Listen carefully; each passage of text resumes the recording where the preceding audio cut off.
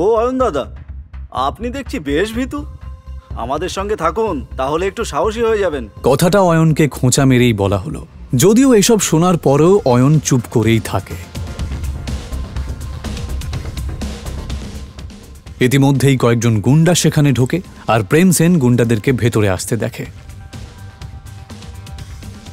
মনে হচ্ছে এই মোটা ষাঁড়ের গায়ে গন্ডারের চামড়া লাগানো। এত মার খাওয়ার পরেও ব্যাটার শিক্ষা হয়নি। কোনো ব্যাপার না, এদের ব্যবস্থা আমি করছি।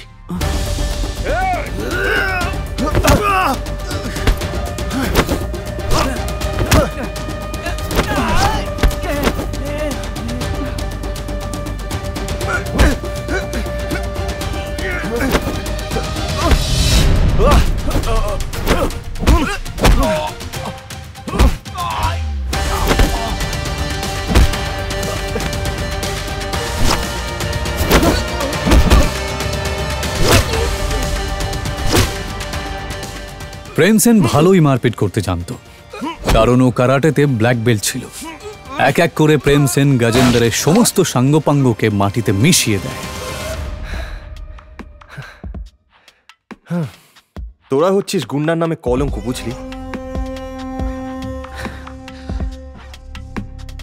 ফাটিয়ে দিয়েছিস ভাই, তোর কোনো জবাব নেই। আমার মনে হয় না ওরা আর উঠতে পারবে বলে।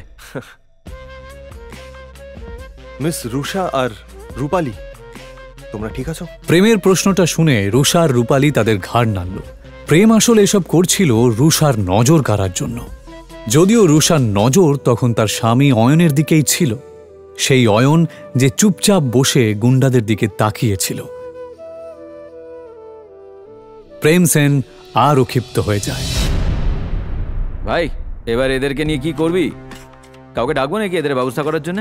আরে তার দরকার পড়বে না, আমার স্টাফ দেখে নেবে।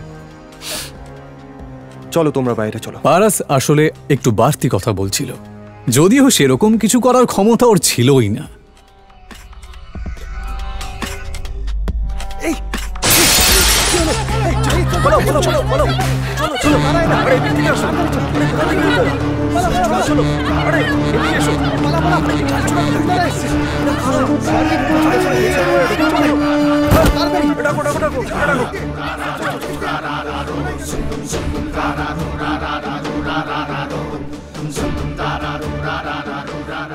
আচ্ছা, তোমাদের এত বেশি সাহস? যদি তাই হয় তাহলে আমার সামনে এসো। সেই তো, ভয় কেন পাবো? তোদের হারানোর জন্য সাহসের কি প্রয়োজন? কিন্তু এই কথাটা বলার পরই প্রেম সেনের মুখ বন্ধ হয়ে যায়। রবিদা! নিজের সামনে দাঁড়ানো লোকটাকে দেখা মাত্রই প্রেম সেনের থোতা মুখ ভোঁতা হয়ে যায়, কারণ তার সামনে দাঁড়ানো লোকটা আর কেউ নয়, সে ছিল রবিদা।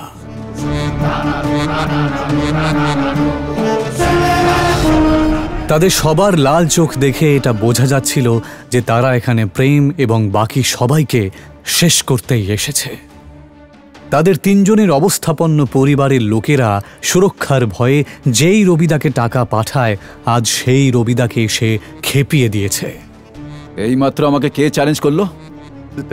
দাদা, আমি তো ঠাট্টা করছিলাম, আমি জানতাম না ওখানে আপনি দাঁড়িয়ে আছেন। আমায় ক্ষমা করে দিন। ও, ঠাট্টা করছিলি বুঝি? হ্যাঁ, তা হতেই পারে, ঠাট্টা তো হতেই পারে। তাহলে একটা ঠাট্টা আমিও তোর সাথে করি। দাদা, এটা কথা বলে মীমাংসা করলে হয় না?